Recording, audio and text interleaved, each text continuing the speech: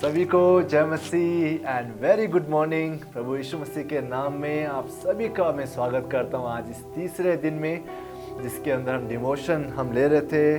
जो टॉपिक था life in abundance, बहुतायत वाला जीवन।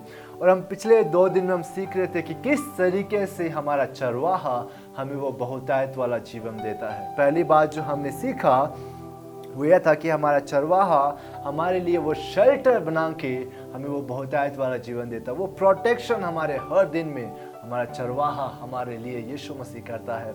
दूसरी बात जो हमने सीखा था वो था कि हमारा चरवाहा हमें वो बहुतायत वाला जीवन देता है हमारे लिए भविष्य की योजना बना के, हमारे लिए एक सुंदर भविष्य बना के।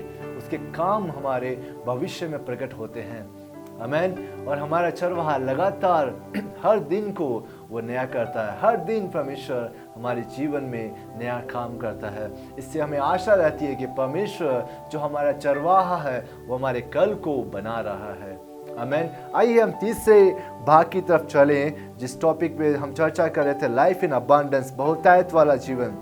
जो तीसरी बात जो आज हम सीखने वाले हैं वो ये है कि परमेश्वर किस तरीके से हमारे लिए वो रेस्क्यू ऑपरेशन करता है, हमें ढूंढने वाला वो ऑपरेशन करता है। आमीन।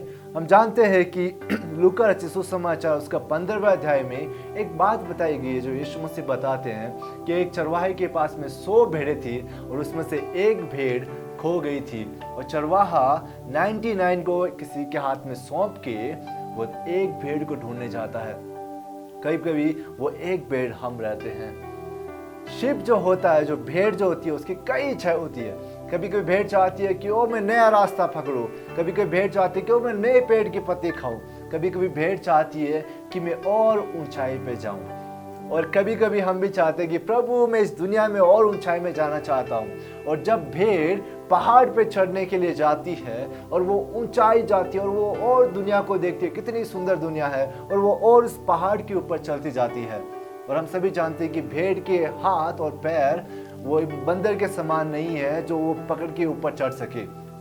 भेड़ के हाथ पैर वो शेर के समान नहीं है जिसके अंदर बड़े नाखून हो और वो चट्टानों को पकड़ सके। पर भेड़ के पैर और हाथ बड़े ही ऐसे साधारण है जानवर की तरह, जिसको चारों पैर जो है उसको टिकाने पड़ेंगे, उसको वहाँ पे रखने पड़ेंगे जमीन में स्थिर रहने के लिए। और कभी कभी भेड़ जब उस चट्टान पे चढ़ने को करती है वो एक जगह ऐसी आती है जहाँ से वो हिल नहीं पाती है, जहाँ से वो ना ही नीचे जा सकती है ना ही वो ऊपर जा सकती है। और कभी कभी वो अनुभव हमारे जीवन में आता है जिसके अंदर हम ये महसूस करते हैं कि प्रभु अब मेरा जीवन कहीं ना कहीं अटक गया है, प्रभु अब मैं ना हिल नहीं पा रहा हूँ, मैं कुछ जीवन में कर नहीं पा रहा हूँ, परमेश्वर आप कहाँ है। जब हम ऐसे परिस्थिति में आते हैं हमारे खुद के चुनाव के द्वारा, जहाँ पे हम उस पहाड़ की चोटी में हम फंस जाते हैं और ना ही हम कहीं हिल पाते हैं, मैं आपको बताना चाहता हूँ हमारा चरवाहा ढूंढते हुए हमें हमारे पीछे आता है। वो एक रेस्क्यू ऑपरेशन करता है जिसके अंदर वो हमें ढूंढता है। परमेश्वर हमें बहुतायत का जीवन देता है हमें ढूंढने में, हमें वापस लाने में। हम देखते हैं किस तरीके से मानव जाति पाप में थी और परमेश्वर इस दुनिया में आए ताकि वो हमें ढूंढ सके, हमें वापस अपने पास लेके आ सके। आमीन। उत्पत्ति किताब 3 अध्याय के 9वें आयत में लिखा है, परमेश्वर आदम से पूछता है, जब आदम ने पाप किया तो वो पूछता है, आदम वेयर आर यू, कहाँ हो तुम। परमेश्वर आज भी ढूंढता है और आपसे पूछता है कि तुम कहाँ हो, मेरा बच्चा, मेरा बेटी, तुम कहाँ हो। क्या हम सच में उस परमेश्वर के नजदीक में हैं? इस दुनिया की परेशानियों से जूझ के, इस दुनिया की कई बातों से जूझ के क्या हम उससे दूर हो गए हैं? मत्ती रचित सुसमाचार उसके 11वें अध्याय के 28वें आयत में यीशु मसीह यूं कहते हैं, हे परिश्रम करने वालों और बोझ से दबे हुए लोगों, मेरे पास आओ, मैं तुम्हें विश्राम दूंगा। इंग्लिश में लिखा है, Jesus said, come to me all of you who are worried and carry heavy burdens and I will give you rest. परमेश्वर हमें आराम देता है, हमारा चरवाहा हमें ढूंढता है और हमें वो शांति वाला जीवन देता है। एक व्यक्ति ने नई कार खरीदा, वो कार फोर्ड कंपनी की थी, FORD फोर्ड कंपनी की कार थी, और उस कार को चला रहा था और वो आगे चले जा रहा था। और जब एक हाईवे में आया, बीच रास्ते में उसकी कार खराब होने लग गई और उसको साइड में उसने पार्क किया और वो इंजन खोला, पूरा बोनेट खोल के पूरा वो काम उसको ठीक करने की कोशिश करने लग गया कि किस तरीके से मैं इस कार को दोबारा चला सकूं, दोबारा ठीक कर सकूं। और बहुत देर की मेहनत करने के बाद में वो व्यक्ति जो उस कार को ठीक नहीं कर पाया, अचानक ही दूसरी कार पास में से गुजरती है और उसमें जो चला रहे थे उस गाड़ी के, उन्होंने उससे पूछा, ए भाई क्या मैं आपकी मदद कर सकता हूँ? उन्होंने कहा, मैं बहुत देर से मैं कोशिश कर रहा हूँ और कार ठीक नहीं हो पा रही है, अगर आप कोशिश करना चाहें तो आप भी कर सकते हैं। उस दूसरे भाई ने जो गाड़ी लेके आए थे, उन्होंने गाड़ी को देखा, थोड़ा सा हाथ उसमें किया, थोड़ा सा ठीक किया और कहा गाड़ी चलने लग गई। उनको कहा तुम ट्राई करो गाड़ी को, और गाड़ी चल रही थी। उन्होंने उससे पूछा, भाई मैंने तो पूरा कोशिश किया इंजन को सब ठीक करने की और सभी कमजोरी जो उसमें दिख रही थी मेरे को सब कोशिश किया था कि वो चलने ठीक हो जाए, पर मैं नहीं कर पाया, आपने कैसे इसको 5 मिनट में ठीक कर दिया? जो दूसरे भाई थे उन्होंने कहा, मेरा नाम हेनरी फोर्ड है, मैंने इस कार को बनाया है और मैं जानता हूँ कैसे इसको ठीक करना है। हम कई बार भूल जाते हैं कि हमें बनाने वाला हमारा परमेश्वर है। कभी कभी हम अपने जीवन की बागडोर हमारे हाथों में रखते हैं और हम बोलते हैं, प्रभु अब छोड़ दो, अब मैं चलाने वाला हूं इस गाड़ी को, मैं चलाने वाला हूं मेरी लाइफ को।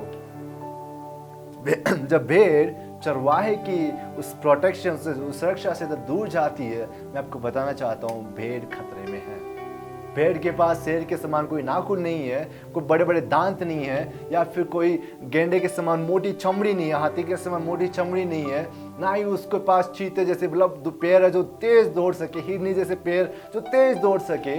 भेड़ बहुत ही साधारण एक प्राणी है, उसको चरवाहे के साथ में खड़ा होना होगा अगर उसको उस सुरक्षा में रहना है। तो हमारा चरवाहा हमें ढूंढता है, हमारा चरवाहा हमारे लिए रेस्क्यू ऑपरेशन करता है। वो बहुतायत का जीवन मुझे इस तरीके से देता है कि जब मैं दूर चला जाऊं उससे, वो मुझे ढूंढने आता है मेरे पीछे।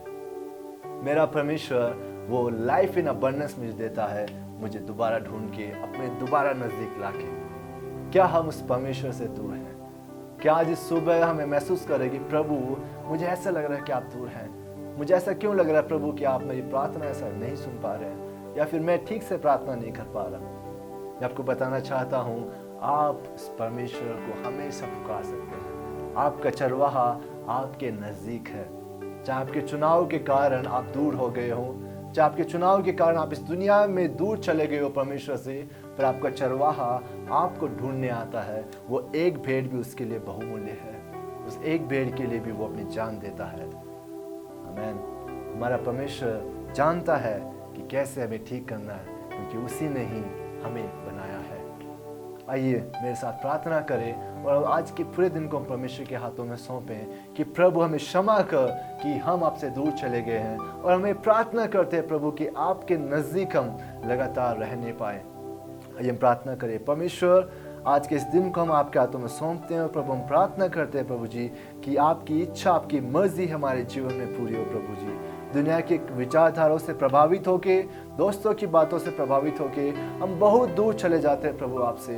हम अपनी इच्छाओं को पूरा करने की कोशिश करते हैं प्रभु, पर पिता आप वो चरवाहा है जो हमें ढूंढने हमारे पीछे आते हैं। अपनी जान दांव पे लगा के आप हमें ढूंढते हैं परमेश्वर। प्रभु जी, हम आपके हाथों में अपने जीवन को सौंपते हैं और साथ साथ हम प्रार्थना करते हैं हमारे हर एक परिवार के सदस्यों के लिए जो भटक गए हैं परमेश्वर, जो आपसे दूर चले गए हैं प्रभु, कि आप उनको खोजिए और आप उनको अपनी उपस्थिति में अपने नज़दीक लेके आइए परमेश्वर। हम प्रार्थना करते हैं आपकी उपस्थिति में हम जीने पाए। धन्यवाद करते हुए, हर एक बात आपके हाथों में सौंपते हुए यीशु के नाम से हम इस प्रार्थना को मांगते हैं। आमीन। परमेश्वर आपके साथ रहे। God bless you all.